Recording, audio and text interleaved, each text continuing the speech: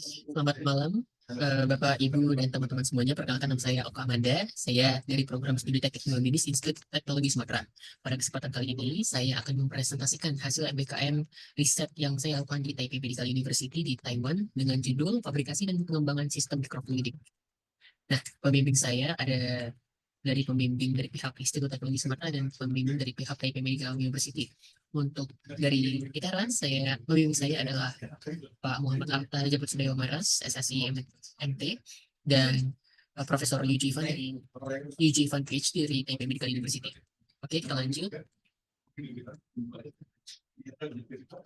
Ya, kita masuk ke profil institusi MBKM.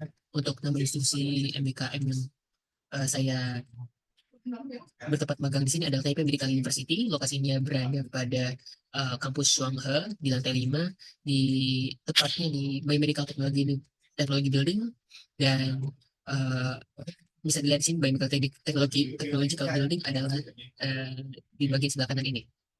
Nah, saya magang di lantai 5, tepatnya di uh, Pans Total Analysis Lab di kota New Taipei di Taiwan. Untuk Taipei Medical University sendiri, Taipei Medical University itu memiliki dua kampus, yaitu kampus utama dan di kampus Shuanghe, dan saya magang di kampus Shuanghe. Taipei Medical University berdiri sejak 1960. Ini memiliki 9 fakultas, yaitu termasuk Fakultas Teknik Biomedis atau College of Medical Engineering, serta 3 rumah sakit afiliasi lain dengan nama yang sama, itu Taipei Medical University Hospital. Nah, untuk institusi ini sendiri fokus pada pendidikan, penelitian, dan layanan kesehatan. Untuk latar belakang saya sendiri, kenapa saya mengambil uh, program ini, yaitu yang pertama adalah saya memiliki ketertarikan pada rekayasa jaringan dan pemodelan fisiologi manusia, dan kemudian untuk fokus penelitiannya uh, saya memilih Microfluidic System for Biomedical Application by Sensor Drug Delivery dan Organ on Chip pada program yang di-powered oleh MOE, yaitu Minister of Education, yang mempunyai program dengan nama TEEP untuk International Youth Supplement and Advanced Countries, yaitu untuk uh, pemuda internasional yang berada di negara-negara South Moon dan negara-negara yang maju. Nama programnya itu adalah Taiwan Experience Education Program. Nah, kemudian di poin selanjutnya, kenapa saya memilih program ini? Karena saya sadar akan pentingnya mikrofluidik untuk studi amiogenesis dan pemodelan sistem fisiologi dalam bidang biomedis. Nah, tujuan pada riset BKM ini kita bagi menjadi dua, yaitu tujuan umum dan tujuan khusus. Untuk tujuan umum, yang pertama itu saya ingin meningkatkan penerapan teori ke dunia kerja atau ke dunia riset. Yang kedua, saya ingin meningkatkan kemampuan komunikasi dan kerjasama saya. Dan yang ketiga, saya ingin memahami prosedur alat dan bahan di laboratorium. Yang keempat, saya tujuannya itu untuk menghasilkan laporan magang yang akan disubmit ke ITERA atau Institut Teknologi Sumatera, tepatnya di Prodi Teknik Biomedis. Nah, kita beralih ke tujuan khusus. Untuk tujuan khusus magang MBKM Riset di TNU itu, yang pertama, tujuannya itu untuk memfilter sel ARP19 dan studi perilakunya di lingkungan mikrofluidik. Yang kedua, tujuannya itu untuk memfabrikasi perangkat mikrofluidik berbasis bahan PDMS. Yang ketiga, tujuannya itu untuk memahami pengaruh kolagen terhadap sel ARP. Oke, kita mix. Itu kegiatan yang saya lakukan selama kegiatan MBKM riset ini. Yang pertama, saya sudah melakukan fabrikasi perangkat mikrofluidik secara hands-on. Namun untuk fabrikasi master blocknya sendiri atau cetakannya sendiri, saya tidak memfabrikasi sendiri karena saya menggunakan koleksi yang ada pada lab di kampus TMU. Nah, master mold ini dibuat menggunakan teknik fotolitografi yang ada pada NTU atau National Taiwan University, yang membentuk outputnya itu menjadi koleksi di lab TMU. Nah, kita bisa langsung masuk ke bagian proses pembuatan perangkat mikrofluidiknya itu. Yang pertama, pembuatan cetakan mold atau master mold. Kemudian kita lanjut ke pencetakan PDMS, yang mana pencetakan PDMS ini dilakukan dengan mencampurkan PDMS dan crank agent, dituangkan dengan rasio 10:1 kepada master mold dan dipanaskan menggunakan hotlet. Sebelum dipindahkan menggunakan hotlet, kita memastikan tidak adanya bubbles atau tidak adanya gelembung-gelembung udara yang ada pada master tersebut. Jika ada, kita harus menghilangkannya dengan proses digesing menggunakan vacuum chamber. Nah, kemudian assembling perangkat. Assembling perangkat itu mengintegrasikan masterboard yang sudah dicetak sebelumnya, itu digabungkan dengan eh, glass slide atau kaca preparat, digabungkan dengan melewati proses yang namanya eh, surface engineering menggunakan mesin plasma. Setelah diintegrasikan, PDMS itu dilubangi inlet atau outletnya untuk jalan masuk dan keluarnya medium kultur dengan pancar berdiameter 1 mikrometer. Oke, setelah proses bondingnya selesai, perangkat disterilisasi. Nah, sebelum disterilisasi ini kita pastikan terlebih dahulu apakah bondingnya ini antara PDMS dan gas atau kaca preparatnya itu sudah bonding dengan baik seperti itu.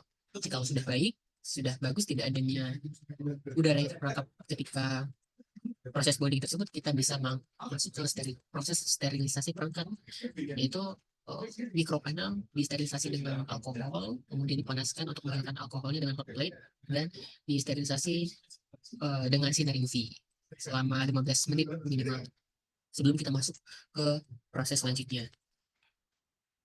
Nah, oke, kita langsung lanjut ke slide selanjutnya. Itu kegiatannya ya adalah culture cell ARP19. Culture cell ini kita bagi menjadi 2 tahap, yaitu pertama culture cell di culture disk atau di culture disk atau di cawan Petri, cawan kultur ya. Dan satunya itu di kultur di dalam mikrokanal microfluidic device. Nah, kita bisa masuk ke bagian proses alur kerja kultur selnya untuk di culture disk dan microchip atau microfluidic device-nya. Bisa kita lihat yang pertama, untuk di dalam culture disk sel ARP ini di kultur ada standar culture disk dengan medium yang lengkap atau complete medium. Itu medium yang digunakan itu DMEM dengan diperkaya 10% FBS dan antibiotik pen. Nah, oke.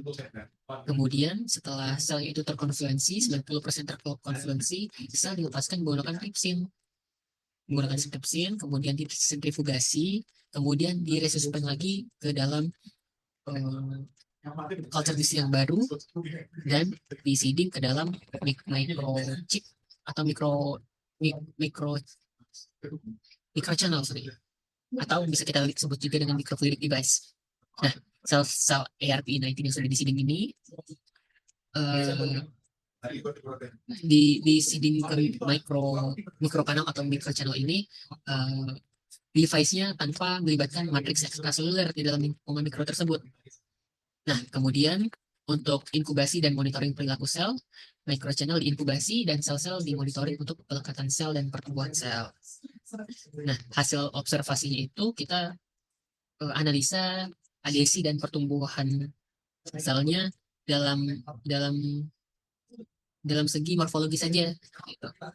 Kemudian kita masuk ke hasil fabrikasi mikrofluidiknya. Bisa kita lihat hasilnya itu PDMS berhasil dicatat di master mold microchip. Kita bisa lihat di sini tidak ada gelembung udara, tidak ada udara yang terperangkap di sini di daerah kotak ini yang menandakan PDMS itu sudah berhasil dicatat dengan baik. Kemudian kita bisa lihat hasil kultur sel ARP19 di culture disk. Bisa kita lihat ya teman-teman di sini. Di sini untuk gambar sel hari ke-0 ada gambar A, gambar sel hari ke-1 pada gambar B, gambar sel hari ketiga pada gambar C. Bisa kita lihat di sini ketika ada perbedaan penampakan morfologi selnya. Semakin hari selnya itu beradisi ke permukaan culture disknya, dan semakin hari selnya itu berproliferasi dan bertumbuh dan berkembang dengan baik. Oke, kita lihat selanjutnya.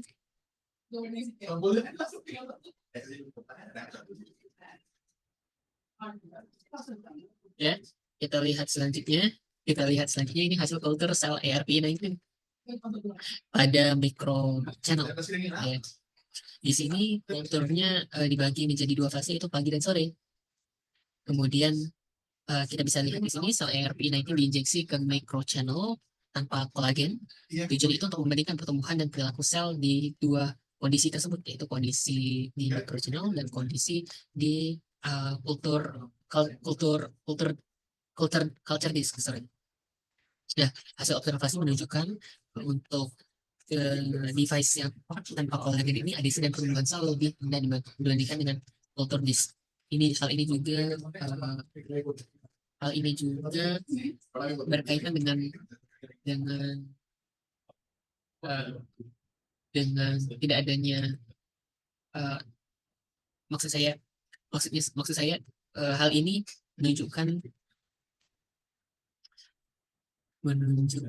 pertumbuhan selnya itu bertumbuh, maksudnya kalau di di micro channel ini, dan bisa kita lihat juga secara morfologinya eh, di bagian sore ini selnya berproliferasi ya. Ini ada beberapa sel yang awalnya tidak ada menjadi ada, dan karena itu hasil proliferasi. Dan proses panjang memanjang ini karena selnya itu eh, selnya itu attach atau beradesi ke permukaan mikrochannelnya. Nah, untuk kenapa pertumbuhan sel lebih rendah, bisa kita lihat pertumbuhan selnya itu lebih rendah karena ini eh, ber- karena ini berhubungan dengan jumlah sel yang di seeding juga. Berhu- Berhubungan dengan itu karena jumlah sel yang di seeding itu berbeda ya antara microchannel dan culture disk. Kita bisa lihat kalau di culture disk itu di seeding sebanyak 10 mikroliter, sedangkan maksud saya di microfluidic channel itu di seeding sebanyak 10 mikroliter, micro sedangkan di culture disk itu sebanyak 1.000 mikroliter. Jadi perbandingannya agak jauh. Itu yang menyebabkan perbedaannya.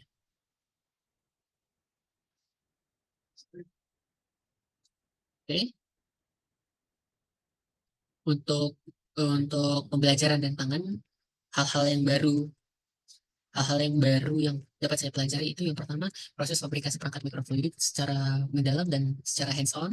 Kemudian saya mendapatkan keterampilan teknis, yaitu teknik untuk bonding menggunakan plasma machine. Kemudian mengeliminasi gelembung udara dari PDMS.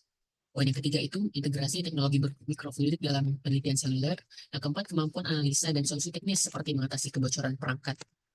Nah, yang kelima itu pengembangan kemampuan kolaborasi dengan mahasiswa magister atau doktoral yang berada pada lab yang sama dengan saya. Tantangan yang saya hadapi yaitu saya dapat mencegah cacat cetakan dan kebocoran perangkat mikrofluidik. Kemudian saya dapat mengoptimasi adhesi dan proliferasi sel di perangkat mikrofluidik. Untuk kesimpulan dan saran, untuk kesimpulannya yang pertama, perangkat mikrofluidik berhasil difabrikasi dan diuji dengan eksperimen biomedis. Sel ARP19 menunjukkan perbedaan perilaku di culture disk dan microchip tanpa kolagen. Yang ketiga, MBKM meningkatkan keterampilan teknis, komunikasi, dan kolaborasi dalam lingkungan internasional. Sarannya untuk penelitian selanjutnya mungkin optimasi fabrikasi perangkat untuk hasil yang lebih baik ya.